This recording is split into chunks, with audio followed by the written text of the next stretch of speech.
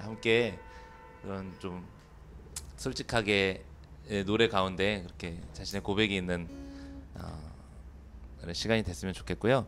먼저는 그 지난주에 우리 그 가까운 교회 라이브 방송 때 신청곡을 받아서 뒤에 노래를 불렀거든요. 근데 여러분들이 신청을 해주셨었는데 두 곡밖에 못 불러드렸어요. 그래서 뭐 다는 그 나머지 다 하긴 좀 어렵지만 그 중에 두 곡을 또 같이 이 시간 나누고 뭐 우리가 지금 이렇게 예배하는 것이 또 이렇게 녹화가 돼서 그 방송될 예정이기 때문에 가까운 교회 분들과도 함께 하게 돼서 신청곡을 또 나누면 좋을 것 같습니다. 그래서 나의 힘이 되신 여호와여 그리고 어, 오직 예수뿐이네 이 두 곡 함께 나눌게요.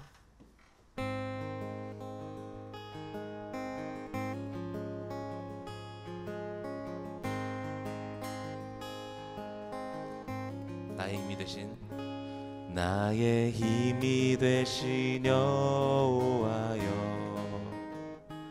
내가 주님을 사랑합니다. 주는 나의 반석이시며 나의 요새시라. 주는 나를 건지시는 나의 주 나의 하나님 나의 피할 바위시요 나의 방패시라. 나의 하나님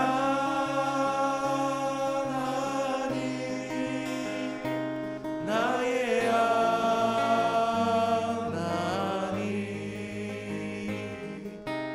구원의 뿌리시요 나의 산성이라.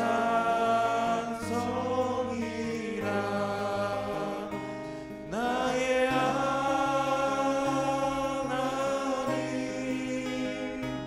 나의 하나님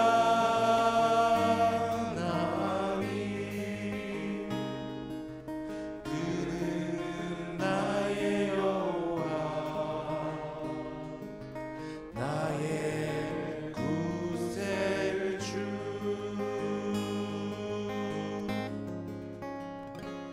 나의 생명 되신 여호와여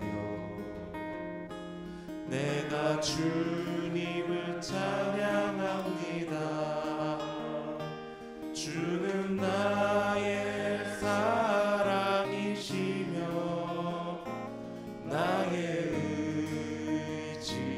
의지시라.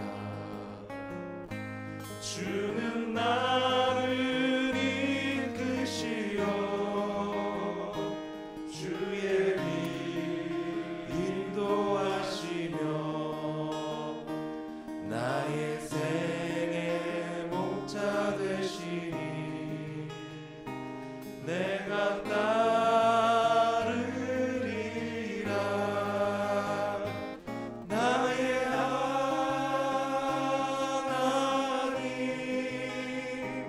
나의 하나님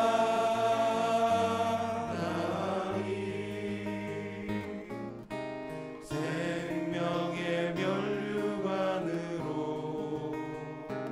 내게 씌우소서.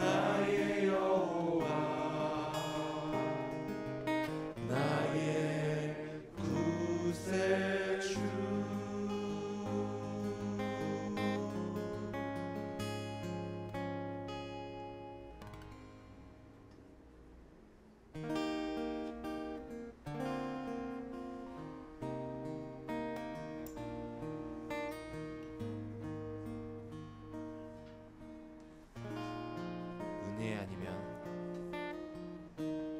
은혜 아니면 살아갈 수가 없네. 호흡마저도 다 주의 것이니 세상 평안과 위로 내게 없어도 예수, 오직 예수뿐이네. 은혜 아니면 은혜 아니면 살아갈 수가 없네. 호흡마저도 다 주의 것이니 세상 평안과 위로 내게 없어도 예수, 오직 예수뿐이네.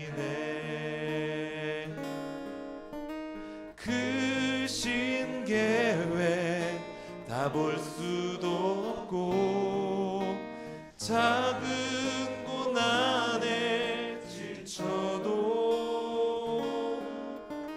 주께 묶인 나의 모든 삶 버티고 견디게 하시네. 은혜 아니면 살아갈 수가 없네.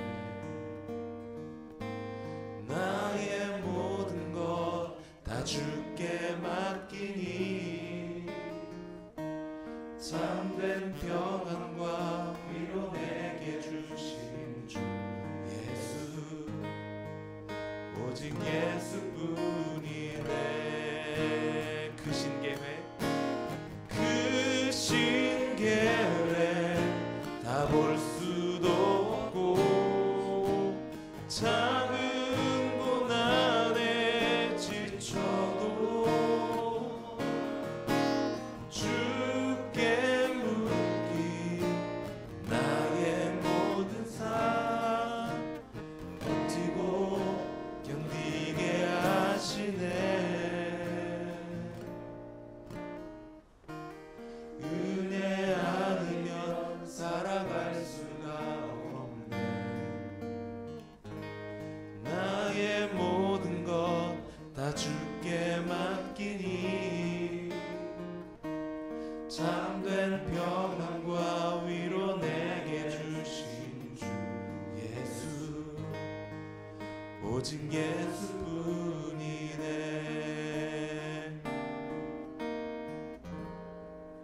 오직 예수뿐이네.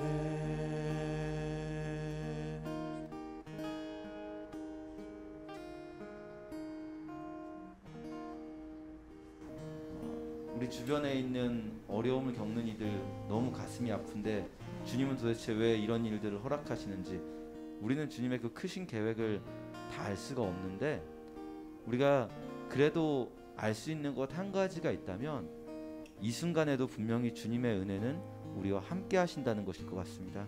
우리 이렇게 기도했으면 좋겠습니다. 주님, 지금 나를 비롯해서 이 자리에 있는 우리 스태프들 또 이 영상으로 함께할 우리 성도님들 우리 모두가 이 어려운 순간에도 주님이 함께 하신다는 것을 잊지 않게 해주세요. 이게 다 이 어려운 순간조차도 다 주님의 은혜라고 고백할 수 있는 그런 믿음을 우리에게 허락해 주세요. 우리 이렇게 함께 기도하겠습니다. 기도할게요.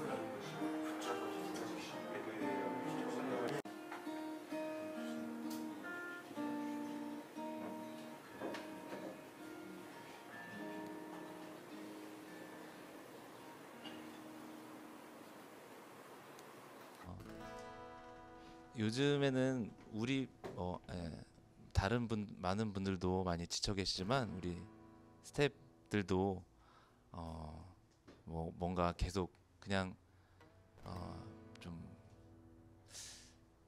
뭐라고 해야 되죠? 교회 가족들 없이 그냥 우리끼리 뭔가 꾸려가고 있는 것 같고 계속해서 뭔가 소모되고 있는 것 같은 느낌들도 많이 받아요. 진짜로 훨씬 더 이전보다 바빠진 스태프들도 더 되게 많이 계시고 지친 모습이 있습니다. 근데 우리가 이것들을 사명감으로 우리가 예전에 어떤 받았던 그 뜨거운 그 열정 헌신된 그 마음만으로는 버틸 수 없는 것 같아요. 순간순간 우리가 목마른 마음을 가지고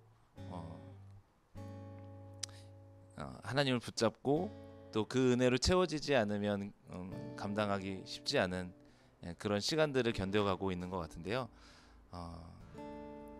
시간은 어떤 그런 뭐 결단의 그런 마음보다도 우리가 하나님만 바라고 하나님의 은혜를 구하는 정말 약간 나약한 존재로서의 우리를 고백하고 정말 예배하는 마음으로 이 시간 함께 노래했으면 좋겠습니다.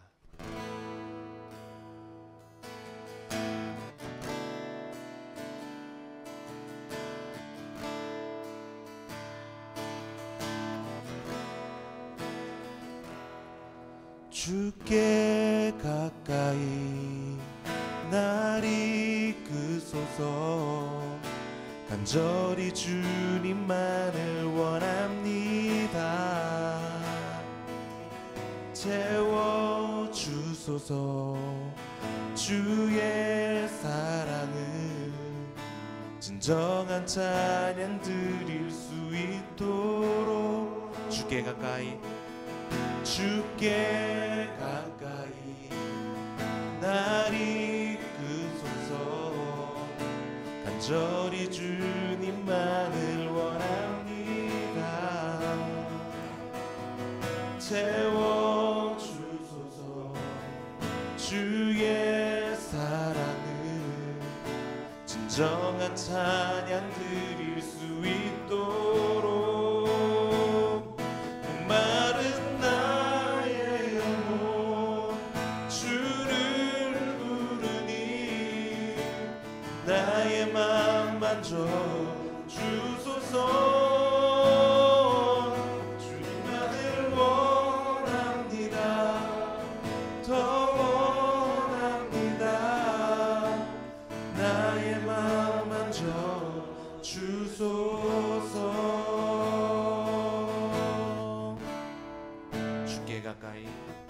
주께 가까이 날 이끄소서. 간절히 주님만을 원합니다. 채워주소서. 주의 사랑을 진정한 찬양 드릴 수 있도록 주께 가까이 날 이끄소서. 간절히 주님만을 원합니다. 채워주소서. 주의 사랑을 진정한 찬양 드릴 수 있도록 목마른 나의 영혼 주를 부르니 나의 맘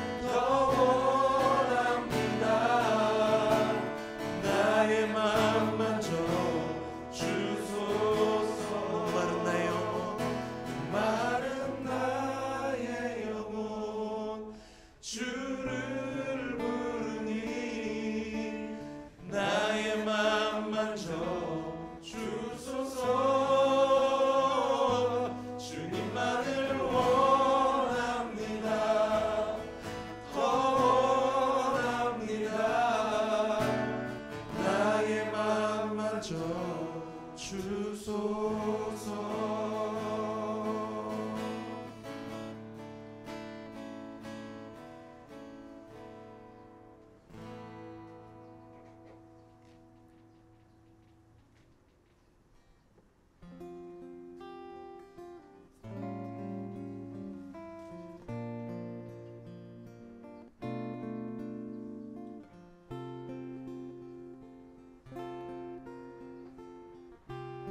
주님여 이 손을 주님여 이 손을 꼭 잡고 가소서.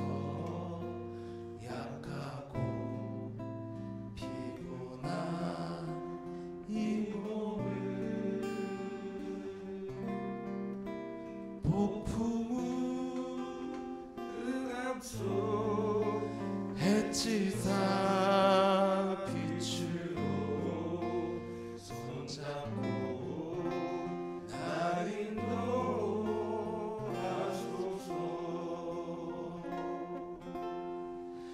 인생이 힘들고 고난이 겹칠 때 주님여 날 도와 주소서. 외치는 이 소리 귀 기울이시사 손잡고 날 인도하소서. 주님여 이 손을 주님여 이 손을 꼭 잡고 가소서. 약하고 피곤한 이 몸을 폭풍우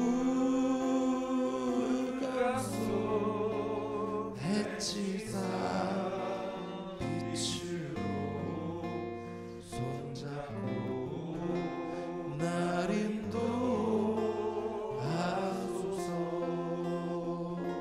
인생이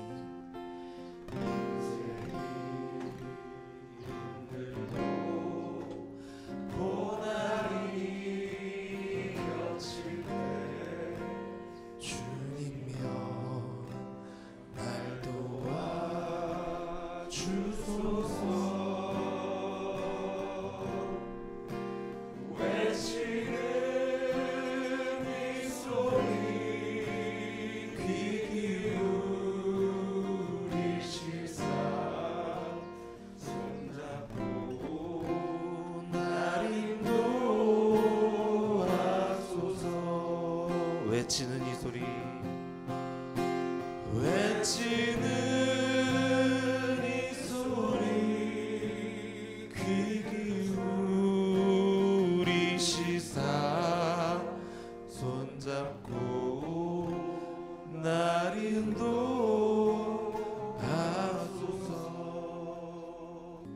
폭풍우 흑암 속 해치사 빛으로 손잡고 날 인도하소서. 어쩌면 지금 우리가 보내고 있는 이 시간이 우리 중 누군가에게는 폭풍우 흑암 속 같이 느껴질 수 있을 것 같아요. 또 우리 공동체 안에는 분명히 정말로 흑암과 같은 깜깜한 어둠 속을 지나는 그 깊은 터널, 끝나지 않을 것 같은 그 터널을 지나가고 있는 것 같은 그런 삶을 사는 분들이 지금 계실 것 같아요. 주님, 외치는 이 소리에 귀 기울이시사 손잡고 우리를 인도해 주세요. 앞이 깜깜해서 아무것도 보이지 않아도 주님 손잡고 그 캄캄한 어둠 속을 한 걸음 한 걸음 걸어 나가다 보면 분명히 터널은 끝나고 밝은 곳으로, 밝은 빛이 가득한 곳으로 우리를 이끌어 주실 줄 믿습니다. 우리가 이 시간 우리 자신뿐 아니라 우리 공동체 안에 있을 정말 간절히 외치고 있는 분들, 또 외칠 힘마저 없이 흑암 속에 주저앉아 버린 우리의 이웃들, 우리의 가족들을 위해서 함께 기도해 주시면 좋겠습니다. 주님, 이 소리에 귀를 기울여 주세요. 주님, 우리의 손을 붙잡고 인도해 주세요. 함께 기도하겠습니다.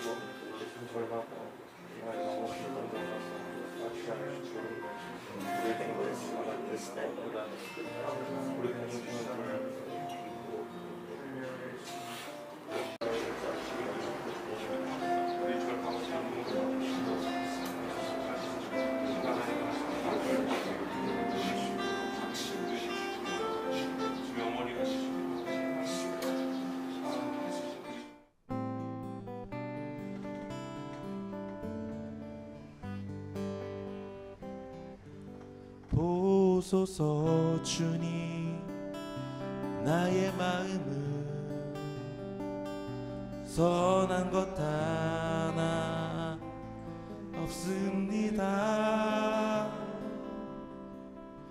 그러나 내 모든 것 주께 드립니다. 사랑으로 안으시고 날 새롭게 하소서. 보소서 주님, 나의 마음은 선한 것 하나 없습니다. 그러나 내 모든 것 주께 드립니다. 사랑으로 안으시고 날 새롭게 하소서. 주님 마음 내게 주소서. 내 아버지, 주님 마음 내게 주소서. 나를 향하신 주님의 뜻이 이루어지도록 주님 마음 내게 주소서. 보소서 주님, 나의 마음은 선한 것 하나 없습니다. 그러나 내 모든 것 주께 드립니다. 사랑으로 안으시고 날 새롭게 하소서. 주님 마음 내게 주소서. 내 아버지, 주님 마음 내게 주소서. 나를 향하신 주님의 뜻이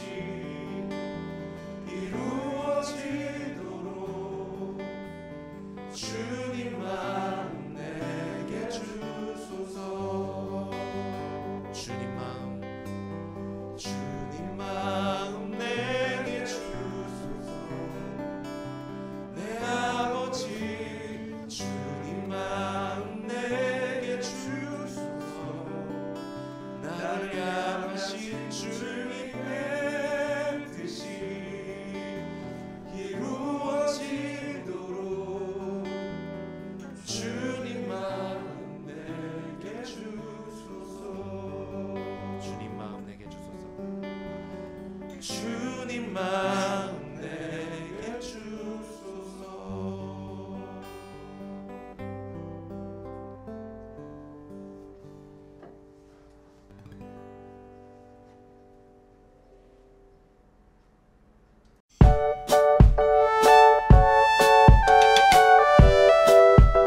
가까운 교회 가족 여러분 안녕하세요.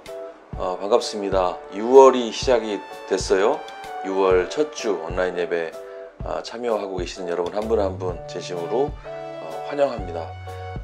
오늘 제 머리맡에 그림 한 장이 이렇게 붙어 있는 거 보실 수 있는데요. 오래전부터 저희 집에 사실 붙어 있었던 그림인데 이철수 판화가의 94년 작품입니다. 조그만 풍경, 처마 밑에 달려있는 그 소리나는 풍경들 있잖아요. 물고기 모양으로 된 풍경이 하나 매달려 있고 그 아래로 마치 뭐 소리가 이렇게 쌓이는 듯한 그런 그림이 그려져 있습니다. 여기 밑에 글이, 짧은 시 같은 글이 하나 적혀 있는데요. 소리 하나 아래로 내리는 아름다움, 이렇게 적혀 있어요. 오랜만에 또 이 문장을 읽으면서 정말 하늘로부터 아름다운 소식이 빨리 들려왔으면 좋겠다. 지금 우리 상황 관련해서 그런 소망을 한번 다시 품어보게 됐습니다. 그렇게 함께 또 기도하면서 6월을 보내야 할 것 같습니다. 광고를 드려야 되는데요. 사실 조금 얼굴은 웃고 있지만 좀 안타까운 광고를 오늘 드릴 수밖에 없을 것 같습니다. 지난주에 6월 21일쯤 우리 만날 수 있을 것 같다. 부분적으로라도 또 소규모로 함께 모이는 예배를 21일부터 셋째 주부터 시작을 준비하고 있다 말씀드렸었는데 일단은 그게 좀 어려워졌습니다. 좀 수도권 서울 상황 또 우리 교회 인근 상황이 좀 많이 힘들어진 부분도 있고요. 또 방송사에서도 요청이 와서요. 저희가 당분간 6월 달에는 적어도 또 이렇게 온라인 예배를 함께 드려야 할 것 같습니다. 좀 힘든 시간들 계속 되고 있네요. 좀 아쉽지만 여러분 이해해 주시고요. 6월 한 달도 같이 좀 기도하는 마음으로 응원하면서 이렇게 예배하고 그렇게 또 진행을 해야 될 것 같습니다. 6월부터 시작되는 시리즈 함께 들으시면서 또 새로운 생각 또 새로운 행동의 길로 함께 걷는 그런 6월이 됐으면 좋겠고요. 오늘 예배 안에서 또 함께 만나고 소망을 품는 그런 시간들 함께 됐으면 좋겠습니다. 감사합니다.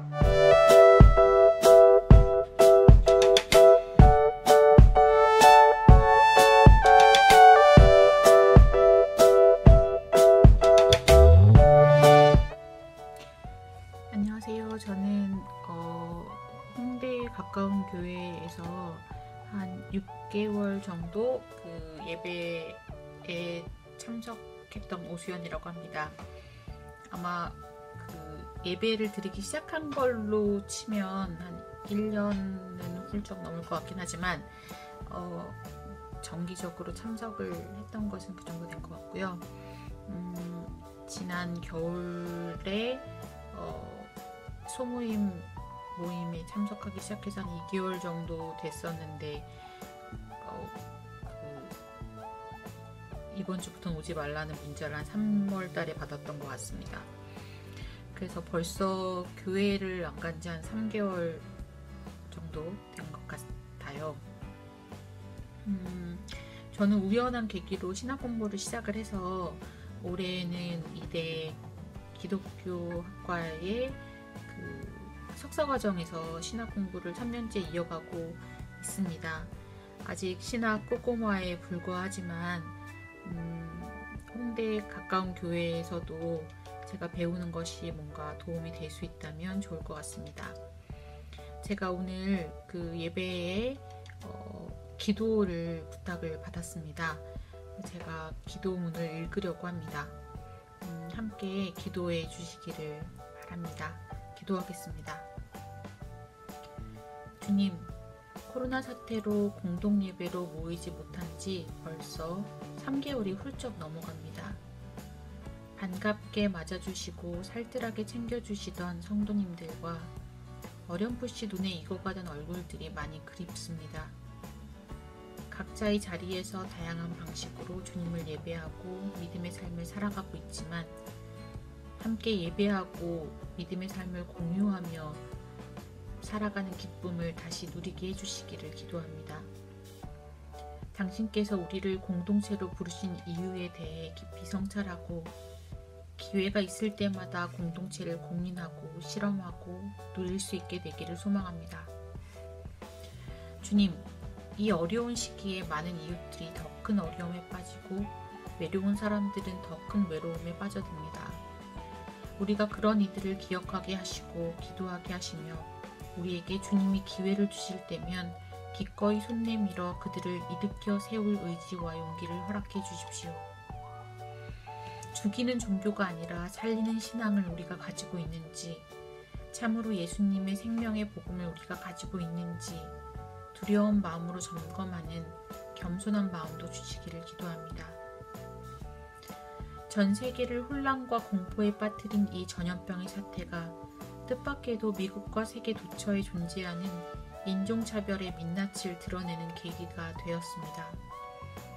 위기에 처한 미국의 대통령은 기독교를 이용해 우리와 너희를 편가르고 우리가 아닌 너희는 테러 집단이며 악의 존재라는 낙인 찍기를 시도하고 있습니다. 미국의 많은 기독교 종교 지도자들이 나서서 이것은 명백히 예수의 정신이 아니라고 선을 그었고, 예수께서는 인종에 의한 차별도, 성에 의한 차별도, 빈부에 의한 차별도 용납하시지 않는 분이라고 분명히 밝혔습니다. 미국의 상황은 유감스럽기 짝이 없지만 이런 차별과 낙인 찍기가 한국 교회에서도 아주 익숙한 것이라 남의 일 같지 않습니다. 주님께서 주신 고유함으로 인해 차별받고 그것으로 인해 생명을 잃는 세상이 다음 세대로 이어지지 않도록 우리가 깨어서 함께 기도하고 주님이 주시는 힘으로 할 수 있는 것을 해내는 성도들이 되게 해 주십시오. 각양각색의 다름을 주셔서 우리로 서로 대화하게 하시고 배우게 하시고 성장하게 하시며 우리의 삶을 풍요롭게 하심에 감사드립니다. 가까운 교회에서 각자 다른 모습으로 가깝게 만나 그 고유한 아름다움을 발현하며 함께 어우러지는 날이 오기를 예수님의 이름으로 기도합니다. 아멘. 안녕하세요. 홍대 가까운 교회 박기정입니다. 중국 출장으로 오랜만에 인사드립니다. 하나님의 은혜로 제가 7월 11일에 결혼하게 되었습니다. 지금도 중국이라 직접 소식을 전하지 못해 영상으로 짧게나마 저의 근황을 전합니다. 오늘 말씀은 고린도전서 9장 19절에서 23절 말씀입니다. 내가 모든 사람에게서 자유로우나 스스로 모든 사람에게 종이 된 것은 더 많은 사람을 얻고자 함이라.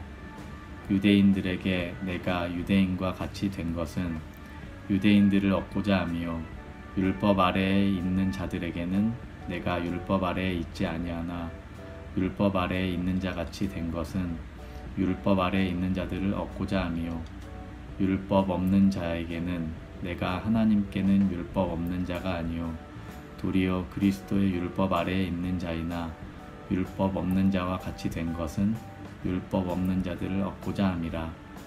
약한 자들에게 내가 약한 자와 같이 된 것은 약한 자들을 얻고자 함이요 내가 여러 사람에게 여러 모습이 된 것은 아무쪼록 몇 사람이라도 구원하고자 함이니 내가 복음을 위하여 모든 것을 행함은 복음에 참여하고자 함이라. 아멘. 이번 달에도 계속 온라인으로 함께 예배를 드리게 됐습니다. 그런데 다음 주부터는 조금 이런 환경을 좀 바꿔서요. 저희 가까운 교회도 라이브로 생중계를 하려고 해요. 조금 다른 환경에서 아마 함께 예배하실 수 있게 될 것 같습니다. 6월 오늘부터 또 새로운 시리즈를 함께 나누게 되는데요. 이번 달 제목을 슬기로운 신앙생활이라고 정했습니다. 굉장히 독창적인, 어디서 들어보지도 못한 그런 제목이죠. 슬기라는 그 의미에 대해서 조금 더 이제 생각을 해보게 되었는데요. 언제든 필요한 거죠, 사실 슬기라는 것이. 하지만 최근 우리들 상황, 코로나19라는 정말 엄청난 이 사태를 맞이하고 또 고통받고 있는 이 즈음에 우리가 우리의 삶의 전후를 좀 돌아보면서 특별히 그리스도인으로서 우리의 그 어떤 삶의 방향 뭐 이런 걸 생각해보는 그런 시간을 한번 가져보는 게 좋겠다는 생각이 들었습니다. 첫 시간 제목을요, 사회와 대화하기 이렇게 잡아봤습니다. 오늘 첫 시간의 시리즈 이야기를 이제 나누기 전에 우리가 먼저 좀 한번 생각해 봐야 될 게 있을 것 같은데요. 이 사태가 왜 벌어졌는가? 그렇죠? 누가 이 바이러스를 이렇게 우리 일상으로 끌어들였는가? 그렇죠? 이 고약한 바이러스를 누가 불러냈는가? 이런 질문을 먼저 해볼 필요가 있을 것 같아요. 많은 사람들이 뭐 어떤 나라, 어떤 부류의 사람들을 특정해가지고 좀 비난하는 분위기도 있습니다. 뭐 그렇잖아요. 중국 사람들 때문이다, 뭐 누구 때문이다 이렇게 얘기도 많이 좀 들려오는데 뭐 중국뿐 아니라 사실 유럽 얘기를 제가 좀 어쩌다 듣게 됐는데요. 좀 약간 좀 놀라운 그런 한 소식이 있었어요. 유럽의 부유층들이 그 즐기는 레스토랑이 있다고 하는데요. 거기서는 그 야생동물을 시식하는 그런 일들을 벌인다고 합니다. 그러니까 뭐 레스토랑 한 구석에서 그런 걸 하는 게 아니라 그 레스토랑 자체가 새로운 야생동물을 시식하는 거를 즐기는 뭐 이런 레스토랑이라고 해요. 그런 게 굉장히 많이 있다고 하고 또 굉장히 인기가 또 많다고 하니까 참 그 어처구니 없고 놀라운 그 뉴스가 아닌가 하는 생각도 듭니다. 우리가 너무 이기적인 거 아닌가요? 너무 자기 배만을 위해서 사는 거 아닌가요? 너무 주변 우리와 연결되어 있는 사람들에 대해서 또 연결되어 있는 어떤 자연과 또 생태에 대해서는 너무 무심하게 사는 거 아닌가요? 이런 생각을 뭐 안 할 수가 없는 것 같습니다. 근데 그렇게 따지고 보면은 꼭 중국 사람들, 뭐 유럽 사람들 뿐이겠느냐 이런 생각도 해볼 수 있어요. 결국 그런 어떤 마음의 뿌리를 살펴보면 주변을 살피지 못하고 그냥 나만 위해서 살아가는 모습을 보면 사실 그건 우리의 모습이기도 하지 않는가 이런 생각을 해보게 됩니다. 그래서 우리의 이야기의 출발점은 이 바이러스를 끌어낸 것은 다름 아닌 우리들이다. 이런 그 생각이 출발점이 돼야 할 것 같아요. 그래서 사실 바이러스가 연구 대상이 이전에 우리들이 연구 대상이 되어야 한다는 생각입니다. 고약한 바이러스보다 더 고약한 것이 사람들의 삶의 방식이었기 때문이죠. 그 방식을 만들어낸 어떤 가치 체계 이런 것들을 좀 들여다볼 필요가 있을 것 같아요. 바이러스가 이렇게 창궐하자 사람들이 그 백신 얘기를 참 많이 합니다. 스님들이 뭐 코로나에 강한 이유가 백신을 신고 다녀서 그렇다 뭐 이런 얘기도 막 돌던데요. 아무튼 백신이 기다려지긴 합니다만은 시간이 생각보다 많이 필요한 것 같아요. 근데 많은 그 선생님들이 하시는 얘기가 어떤 그 약으로서의 약제로서의 백신도 필요하지만 더 효과적인 백신에 대해서 말씀들을 꼭 하시더라고요. 그것이 바로 다름 아닌 우리들의 삶의 방식이어야 한다. 이렇게 얘기를 하세요. 삶의 방식이 바로 백신이다.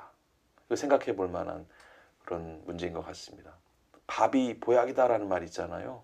그런 것처럼 우리 일상, 우리 삶의 방식 자체가 그 어떤 특별한 그 어떤 사후 처방보다도 더 중요하지 않은가 이런 생각을 정말 해보게 돼요. 그래서 이번 달 메시지는 그 우리들의 이런 고약한 삶의 방식들을 좀 살펴보려고 하는 거예요.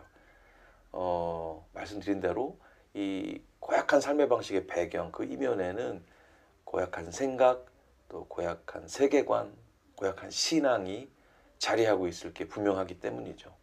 이런 반성과 성찰을 통해서 코로나 이후의 세상을 맞는 어떤 슬기로운 신앙생활에 합당한 어떤 행동 또 생각들을 얻어낸다면, 그럴 수 있다면 늦었다고 생각할 때가 가장 빠를 때라는 말처럼 코로나19는 인류에게 어쩌면 새로운 기회의 서막이 될지도 모른다는 생각을 해보게 됩니다. 그 본론으로 들어가서요. 코로나를 만나게 된 우리 교회들을 좀 먼저 생각해 보려고 합니다. 지난 2월 말부터 분위기가 심상치 않더니 3월 넘어서면서 코로나19가 급속한 확산세를 보이게 됐죠.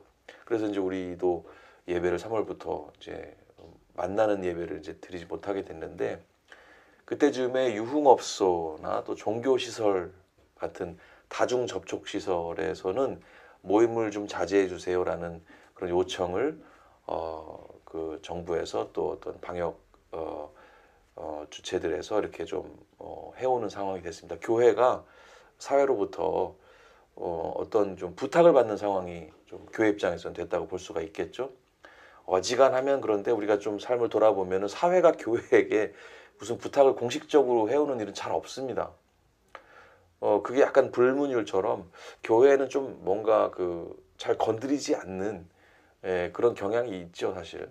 근데 사회가 방역을 위해서 교회에 이렇게 부탁을 해온 상황은 사실 교회가 사회 안에 존재하고 있다는 것을 다시 한번 확인할 수 있는 기회이기도 했고, 또 기독교인이 이 나라의 국민이면서 이 사회의 일원이라는 사실, 다름 아닌 시민이고 대중이라는 사실을 아주 새삼스럽게 확인하게 된 계기였던 것 같아요.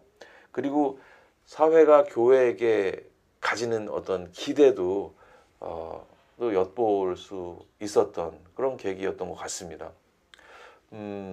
너무도 분명한 우리의 정체가 사실 우리가 사회 안에 있다는 그런 것인데, 교회가 사실 이 우리의 그 현실에 대해서, 사회와의 관계에 대해서 얼마나 생각을 하며 살아왔던가 좀 생각해 보게 됐어요.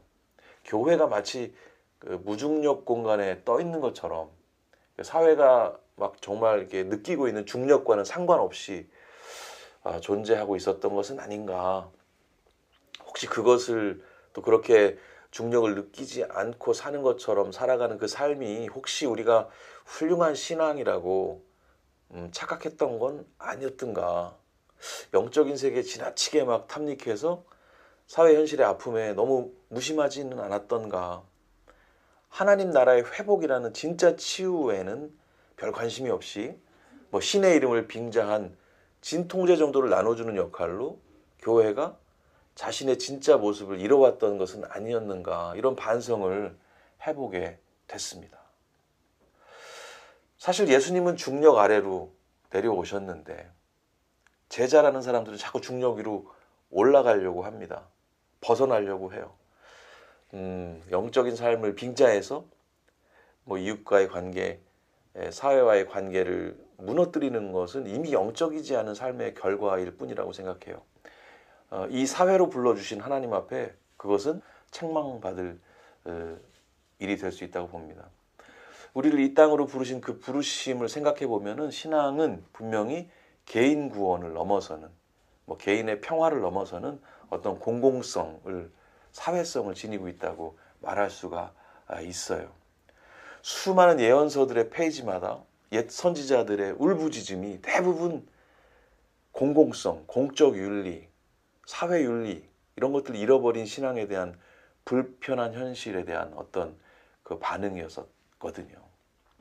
슬기로운 신앙생활을 위해서 코로나19가 데려다 놓은 지금 여기에서 우리는 어떠한지, 우리의 지금은 어떠한지 잘 돌아보고 또 살펴볼 일이라고 생각을 합니다.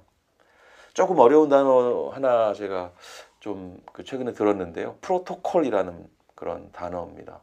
저는 사실 문과 출신이기 때문에 이게 사실 좀 이과적인 분들이 쓰는 언어인 것 같아요. 문과 이과 나누는 것도 요즘엔 뭐 큰 의미는 없지만 프로토콜이란 말이 요즘 많이 들려오더라고요. 이게 컴퓨터와 컴퓨터 사이 혹은 어떤 장치와 다른 장치 사이에서 그 데이터 정보를 원활하게 주고받기 위해서 약속한 여러 가지 규약을 말한다고 해요. 일종의 컴퓨터 언어라고 할까요? 이 말을 요즘에는 그 일반적으로 그 어떤 소통의 규격 등의 의미로 자주 사용을 하는 것 같습니다.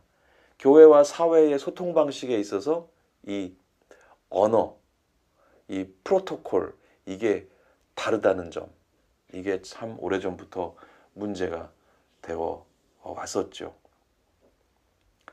하나님의 영광을 위해서 하나님이 말씀하셨는데 은혜, 뭐 충만, 뭐 이런 등등의 표현들은 사실 프로토콜이라는 그 단어를 좀 빌어오면 교회 안의 프로토콜인 것이죠. 뭐 신앙 체계 안에 프로토콜이라고 볼 수가 있겠죠. 그런데 이런 단어들을 일상으로 들고 나오면은 소통이 어려워집니다.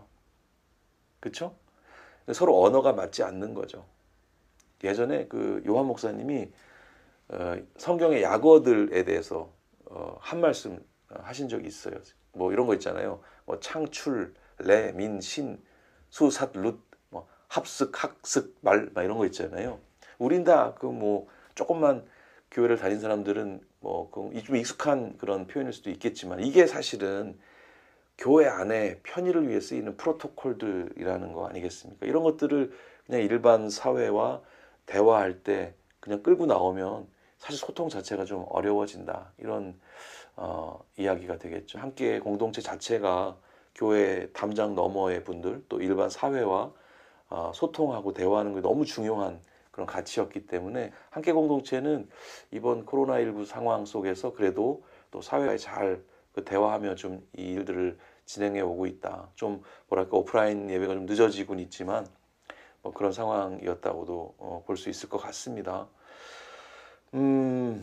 아무튼 뭐 사회가 코로나 사태처럼 뭐 이런 위기를 맞아서 이런 공공의 일로 교회에게 말을 걸어올 때 어떤 교회는 그 성경적인 부르심에 순종하기 위해서라도 시민사회와 그 이 프로토콜, 이 언어를 같이 해서 맞추어서 대화를 사실 시작해야 합니다. 많은 교회들이 그렇게 했어요. 우리 함께 공동체도 마찬가지고요.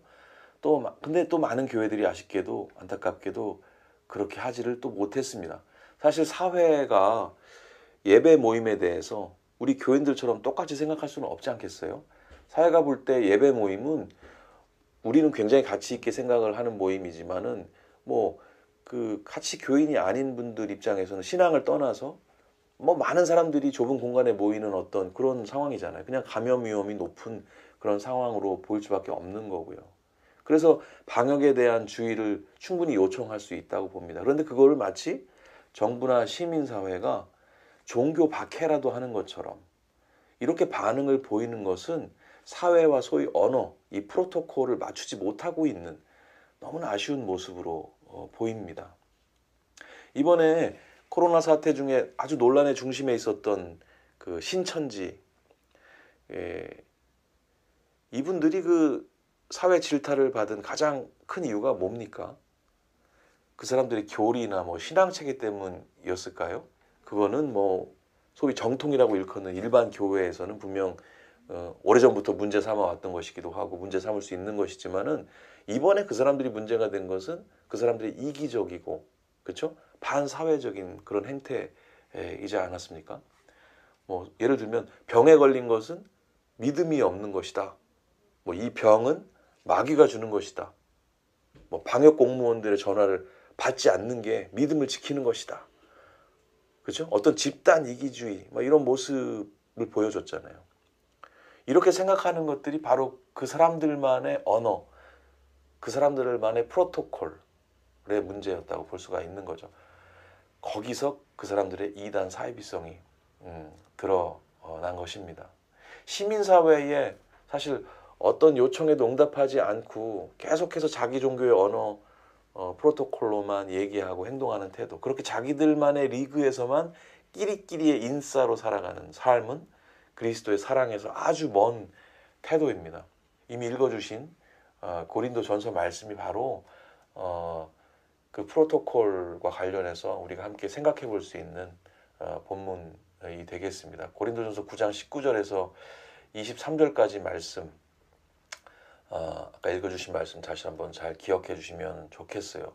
상대방의 언어로 얘기한다는 것은, 상대방과 프로토콜을 맞춘다는 것은 그 목적이 무엇이든지 사람됨의 기본적인 예의라고 생각합니다. 그 예의를 통해서 열린 통로로 진리가 흘러가도록 돕는 삶이 복음에 참여하는 그 슬기로운 신앙생활이라고 믿습니다. 내가 흘러가는 게 아니라 하나님이 흘러가시는 통로가 된다는 것이죠.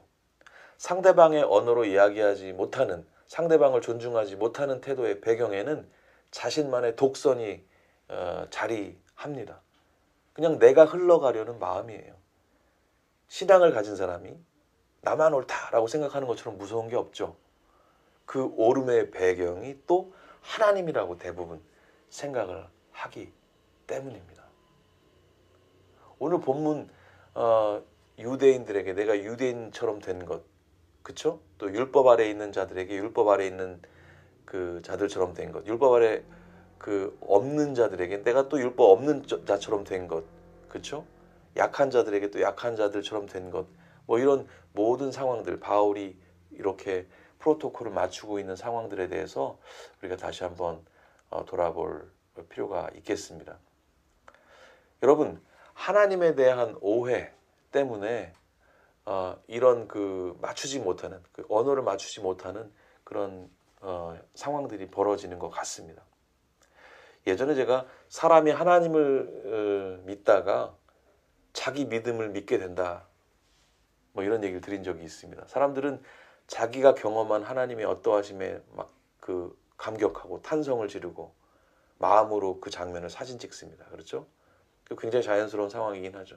그런데 그렇게 사진으로 붙들어둔 하나님과의 경험의 장면을 주변에 자랑하기 시작하고 결국 그렇게 하나님과 자신의 가까운 거리를 막 증명하면서 그런 삶의 어떤 반복이 이루어진 이후에 거기에서 한 발짝도 더 나가지 못하고 그렇게 고정된 하나님의 이미지, 뭐 그 어떤 내가 마음에 사진 찍은 그 장면 자체가 그냥 그가 아는 하나님의 전부가 돼버리고 마는 경향을 자주 보입니다. 이런 사람이 무서운 이유는 결국 자기 신앙이 다른 사람을 정죄하고 판단하는 무기로 결국 작용을 하기에 이르기 때문이에요. 그 한 예가 성경에 나와 있습니다. 제가 한번 읽어드릴게요. 또 다른 안식일에 예수님께서 회당에 가셔서 가르치고 계셨습니다. 거기에 오른손이 오그라든 사람이 있었습니다. 율법학자들과 바리새파 사람들이 예수님께서 안식일에 사람을 고치시는지 보기 위해 살피고 있었습니다. 그들은 예수님을 고소할 거리를 찾으려고 하였습니다. 예수님께서 그들의 생각을 아시고 손이 오그라든 사람에게 말씀하셨습니다. 일어나 앞으로 나오너라. 그러자 그 사람이 일어나 앞으로 나왔습니다. 예수님께서 말씀하셨습니다. 너에게 묻겠다. 안식일에 선한 일을 하는 것이 옳으냐? 악한 일을 하는 것이 옳으냐? 생명을 살리는 것이 옳으냐? 죽이는 것이 옳으냐? 예수님께서 주위에 있는 사람들을 둘러보신 후 그 사람에게 말씀하셨습니다. 네 손을 내밀어라. 그 사람이 그렇게 하니 그의 손이 회복되었습니다.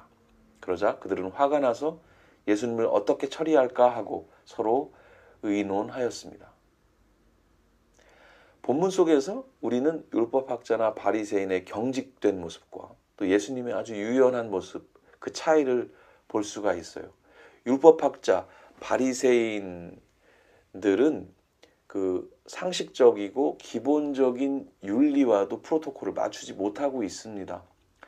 그들의 교리가 그들의 눈을 가리고 그들의 인간됨 자체를 망가뜨리고 있는 그런 상황이에요. 슬기로운 신앙생활은 마치 뭐 돌아가신 분의 유언을 지키듯이 율법을 고정적으로 문자적으로 지키는 그런 생활이 아니라 살아계신 분의 말씀을 따르듯이 율법의 정신을 이해하고 지혜롭게 적용하는 생활이라고 볼 수가 있습니다. 왜요? 하나님은 지금도 살아계시니까요. 얼마 전에 개봉했던 두 교황이라는 영화를 보다가 너무 특별한 대사를 들었습니다. 제 영상을 보여드리고 싶지만 여러 상황이 여의치 않아서 여기 제가 대사만 번역을 해서 좀 준비를 해봤어요. 베르고글리오라고 하는 교황 그리고 베네딕트라는 교황 그 두 분의 대화인데요. 베르고글리오라는 교황이 좀 젊은 분이고요. 또 베네딕트라는 교황이 이제 조금 나이가 드신 분이에요. 그래서 교황이 서로 이렇게 그 다음 교황을 준비시키는 그 과정에서 신구 간의 어떤 대화라고 볼 수가 있겠습니다. 그러니까 굉장히 좀 들어볼 만한 대화예요. 베르고글리오가 이렇게 얘기합니다. 이 젊은 그 신부죠. 교회가 더 이상 이 세상의 일부인 것 같지 않습니다. 연결되어 있지 않다고요. 삶은, 주님께서 주신 삶은 변화하는 것입니다. 자연에서 정적인 건 아무것도 없어요. 우주에서도요. 심지어 주님도 마찬가지예요. 그러자 베네딕트가 이렇게 얘기해요. 주님은 변하지 않습니다. 그래서 베르고글리오가 또 이렇게 반박을 합니다. 주님도 변합니다. 우리 쪽으로 오시죠. 그래서 베네딕트가 이렇게 얘기합니다. 내가 길이요 진리요 생명이다. 주님이 항상 움직이신다면은 어디서 그분을 찾아야 합니까? 이렇게 질문해요. 그러자 젊은 베르고글리오 이분이 이렇게 얘기를 하죠. On the journey. 이동하면서요. 굉장히 통찰을 주는 의미 있는 그런 대화가 아니었나 하는 생각이 듭니다. 하나님이 움직이시는 이유는 늘 우리 쪽으로 오시기 때문이라는 거죠. 우리와 소통하고 대화하시기 위함이라는 겁니다. 하나님의 사랑이 변함없기 때문에 하나님은 늘 움직이실 수밖에 없는 것이다. 이렇게 말할 수가 있어요. 신실한 목자는 상황이 어떻든지 같은 자리에 변함없이 앉아있는 목자가 아니라 지팡이와 막대기를 들고 양떼들을 계속 움직이면서 살피는 목자일 겁니다. 우리가 하나님을 만나려면은 그래서 이동해야 돼요. On the journey. 하나님을 예배하는 사람은 하나님과 그렇게 눈을 맞추는 사람입니다. 그러다 보면 자연스럽게 하나님께서 바라보시는 곳을 보게 되죠. 하나님이 무엇을 보고 눈물을 흘리시는지 보게 됩니다. 그곳을 함께 바라보면서 하나님과 함께 우는 사람이 하나님을 예배하는 사람인 것이죠. 온라인 예배, 오프라인 예배가 중요한 게 아니고 모이는 예배, 흩어지는 예배가 중요한 게 아니고 우리가 움직이시는 하나님과 살아계신 하나님과 눈을 맞추고 있는지가 중요하다는 말씀입니다. 하늘의 영광이라는 어떤 신적인 프로토콜을 버리시고 이 사회로, 인간의 사회로 들어오셔서 그렇죠? 악인들에게는 쌍욕을 날리시면서 맞짱을 뜨시고 연약한 자들과는 언어를 맞춰주신 그 예수님이 우리가 움직이면서 만나야 할 바로 그 하나님의 모습입니다. 교회에서 우리끼리 늘 목청껏 은혜로운 찬송 부르고 좋아하는 설교를 듣고 은혜 받고 교제하는 모습들은 풍성이 있는데 교회 사람들끼리 사고 주고 팔고 위로해주고 기도해주고 먹고 마시고 즐기는 모습은 굉장히 풍성한데 이 사회 속에서 기본적인 시민의식, 질서의식이나 신자와 비신자를 초월한 이웃들과의 기본적인 예의가 만약에 교회를 구성하고 있는 신자들 일상에서 전혀 발견되지 않는다면 우리는 아직 이름이 붙지 않았을 뿐 이단이고 사이비일 수밖에 없다. 그렇게 생각을 합니다. 슬기로운 신앙생활은 하나님을 아는 신앙생활입니다. 하나님의 마음을 알고 그분의 동선을 따르는 신앙생활입니다. 하나님을 따라 사회와 대화하는 신앙생활입니다. 제 아무리 이질적인 이웃과도 공존하면서 대화하는 신앙생활이에요. 그것은 다름 아닌 이 땅에 오신 예수님의 모습이었습니다. 세상 등지고 십자가 보내라는 찬송이 있어요. 여기에 세상은 세상의 악한 가치를 말하는 걸 거예요. 그래서 이 찬송이 의미가 있는 거죠. 하지만 만약에 우리 사는 사회, 우리가 부르심을 입은 장소로의 세상을 말한다면 그런 의미로 만들어진 찬송 아니겠지만 얘기는 완전히 달라지죠. 세상 등지고 십자가 볼 수 없습니다. 여러분. 십자가는 세상을 등지지 않으신 하나님의 선택, 하나님의 사랑이죠. 마태복음 11장 19절 말씀. 인자가 와서 먹고 마시니 사람들이 말했다. 저 사람을 봐. 탐욕이 많은 사람이야. 저 사람은 술꾼이야. 세리와 죄인의 친구야. 그러나 지혜는 그 행한 일 때문에 옳다는 것이 증명된다. 이렇게 움직이시면서 소통하시는 예수님의 모습이 코로나19 이후 우리들의 슬기로운 신앙생활이 되기를 축복합니다. 진정한 슬기는 알량한 지식으로 쉽게 정죄하고 배척하는 누군가의 믿음이나 교리가 아니라 바로 사랑으로 행한 그 작은 행동이라는 사실을 아무쪼록 잊지 않았으면 좋겠습니다. 오늘 말씀 기억하시면서 함께 기도하시겠습니다.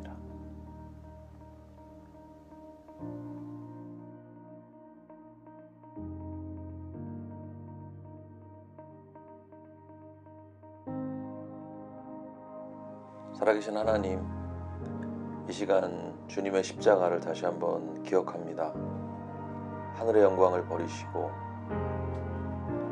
우리 사람의 자리, 이 낮은 곳으로 임하셔서 우리와 눈 맞춰주시고 또 언어를 맞춰주시고 함께 대화해 주신 예수 그리스도, 우리 주님을 다시 한번 기억하고 생각합니다.